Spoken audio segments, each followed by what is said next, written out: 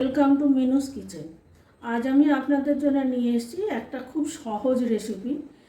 নারকোল দিয়ে চাল কুমড়ো দিয়ে একটা রেসিপি নিয়ে এসেছি। একটা মাঝারি সাইজের চাল কুমড়োটাকে আমি গ্রেট করে নিয়েছি। এটা গ্রেট করে নিলেই এই রান্নাটায় ভালো লাগবে। হাতে কুচলে পরে একটু মোটা হয়ে গেলে এটা ভালো লাগবে না। আর লাগবে এটার জন্যে যতটা পরিমাণ চাল কুমড়ো তার 1/3 নারকোল কোড়া, 4-5টা কাঁচা লঙ্কা চিড়ে নিয়েছি আমি, 1/2 টিস্পুন গোলমরিচ গুঁড়ো আর 1/2 টিস্পুন গোটা জিরে আর 2টো তেজপাতা।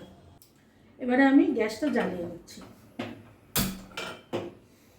এটা রান্না করতে আমার লাগবে সাদা তেল। 2 টেবিল চামচ মতো আমি সাদা তেল নিয়ে নিলাম। এবারে তেলটা একটু গরম হতে হবে।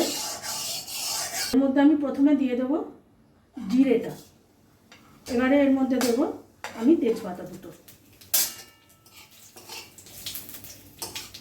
এবারে এর মধ্যে আমি দিয়ে দেবো নারকোল কোড়াটা। নারকোল কোড়াটা তেলের মধ্যে একটু ভেজে নিতে হবে। এর ফ্লেমটা এই সময় একটু লো করে দিলে ভালো হবে। এবারে আমি এর মধ্যে দিয়ে দেবো স্বাদ অনুযায়ী চিনি। আর এই রান্নাটায় চিনিটা একটু বেশি লাগে, সেই জন্যে আমি 2.5 টিস্পুন মতো চিনি দিলাম। চিনি দিয়ে নারকোলটাকে একটু নেড়ে নিতে হবে। এর মধ্যে আমি গ্রেট করা চাল কুমড়োটা দিয়ে দিলাম।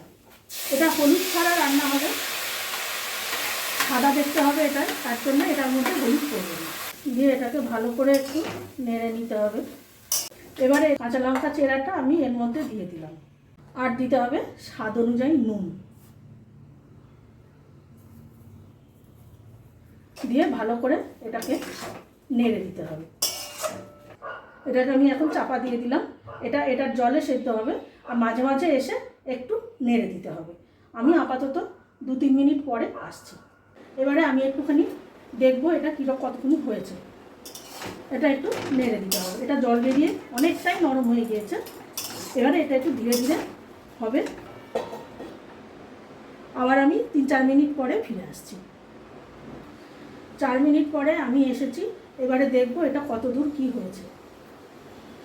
এটা অনেকটাই নরম হয়ে গিয়েছে, জলও প্রায় শুকিয়ে এসেছে, কিন্তু আরেকটু হবে।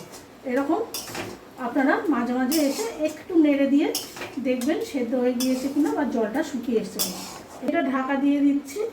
আবার আমি 2 মিনিট পরে ফিরে আসছি। 2 মিনিট পরে আমি ফিরে এসেছি। এবারে দেখি কীরকম হলো। একটু জল জলে আছে, এটাকে একটু শুকিয়ে নিতে হবে।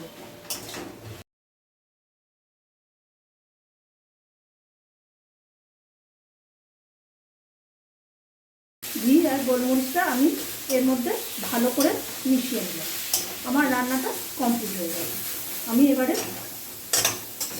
গ্যাসটা নিভিয়ে দিলাম।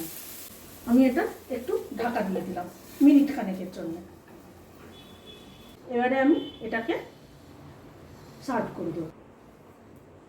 আমার নারকোল দিয়ে চাল কুমড়ো রান্না রেডি। এটা আপনারা একবার করবেন, করে প্লিজ আমাকে জানাবেন এটা আপনাদের কেমন লাগবে। নমস্কার।